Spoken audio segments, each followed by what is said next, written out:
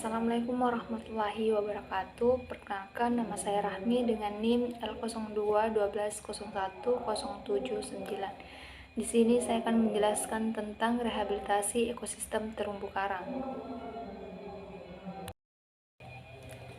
Sebelum itu, saya akan menjelaskan tentang ekosistem terumbu karang dan apa itu rehabilitasi.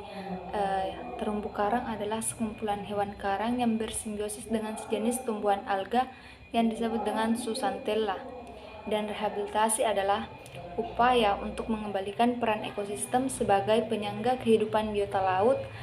Salah satunya mewujudkan konkret pelaksanaan rehabilitasi, yaitu dengan menjadikan kawasan pesisir sebagai area konservasi yang berbasis pada pendidikan dan ekowisata.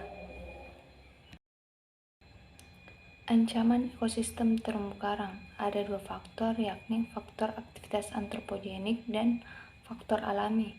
Faktor aktivitas antropogenik terdiri dari penangkapan ikan menggunakan alat tangkap yang tidak ramah lingkungan. Yang kedua, penambangan karang. Yang keempat, pembangunan pesisir dan aktivitas pariwisata. Dan yang kelima, peningkatan suhu perairan atau global warming yang dapat menyebabkan coral bleaching. Yang kedua, faktor alami. Yang pertama adalah disebabkan oleh bencana alam. Yang kedua, pemangsaan alami oleh predator karang. Yang ketiga, perubahan salinitas. Dan yang keempat adalah penyakit karang oleh bakteri. Upaya restorasi terumbu karang. Ada 5 metode yang dilaksanakan. Yang pertama adalah transplantasi, yang kedua coral gardening, yang ketiga larva propagation, yang keempat substrate addition atau artificial reefs, dan yang kelima adalah substrate manipulation. Metode yang pertama yang akan saya jelaskan adalah transplantasi karang. Sebelum melakukan transplantasi karang, kita harus menentukan lokasi pengambilan terumbu karang, yang kedua pengambilan bibit, dan yang ketiga adalah fase pembibitan, di mana terdiri dari dua, yakni pembibitan secara langsung dan pembibitan secara tidak langsung. Metode yang kedua adalah coral gardening. Melakukan metode coral gardening ini melalui dua, yakni makro dan micro fragmentation. Selanjutnya melakukan coral gardening. Selanjutnya adalah fase pembibitan dilakukan secara in situ dan ex situ, dan fase transplantasi. Coral Reef Garden adalah sebuah kegiatan upaya penyelamatan ekosistem terumbu karang yang telah rusak dan memberi manfaat ekonomi melalui kegiatan perikanan dan pariwisata dan melalui pendidikan dan penelitian.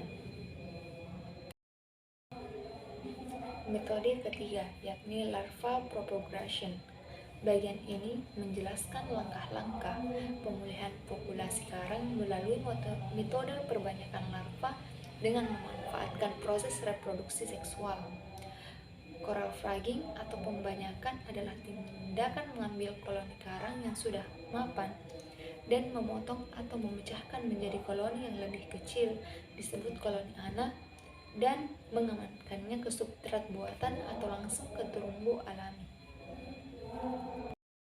Selanjutnya, metode substrate addition atau artificial reefs.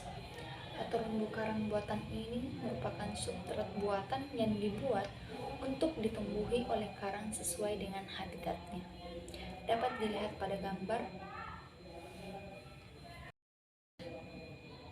Metode yang terakhir adalah substrate manipulation. Stabilisasi substrat merupakan suatu metode untuk mempersiapkan untuk melakukan transplantasi karang itu sendiri. Dibutuhkan substrat yang sesuai dengan habitat terumbu karang agar dapat hidup dan berkembang.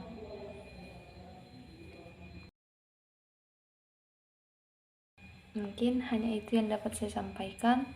Lebih dan kurangnya mohon dimaafkan. Wabillahi taufiq wal hidayah. Wassalamualaikum warahmatullahi wabarakatuh.